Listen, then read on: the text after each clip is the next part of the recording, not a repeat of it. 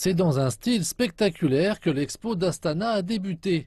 Le thème de cette année est le futur énergétique. Entreprises et pays venus du monde entier sont ici pour évoquer leurs idées.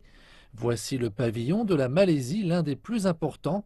C'est un schéma de couleurs qui est présenté au ministre de l'énergie du pays, une voie vers laquelle il estime que les changements se dirigent. Même ici, il y a un espace modeste pour l'avenir des énergies fossiles.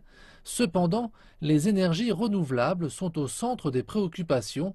Par exemple, ce producteur d'accumulateurs au zinc pense pouvoir résoudre un problème majeur pour le secteur, le stockage à grande échelle. Même le Kazakhstan a des objectifs d'énergie renouvelable avec l'installation de 50% de la capacité installée d'ici 2050. Pour faire cela, le stockage est crucial dans ses composants et nous pensons que notre stockage d'énergie peut donner une nouvelle vie aux technologies renouvelables à l'échelle mondiale.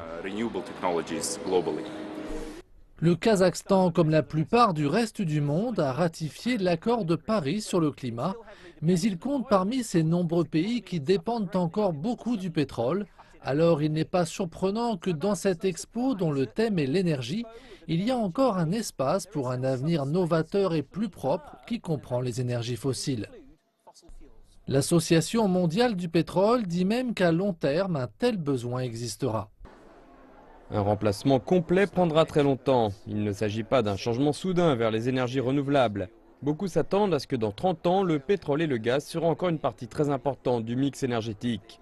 Nous devons tenir compte du mix énergétique d'un pays à l'autre, d'une région à l'autre. La dépendance de l'humanité à l'égard des combustibles fossiles tue la planète. Pourtant, il suffit de regarder dans la boule de cristal de l'expo du Kazakhstan pour constater que ces énergies sont encore présentes.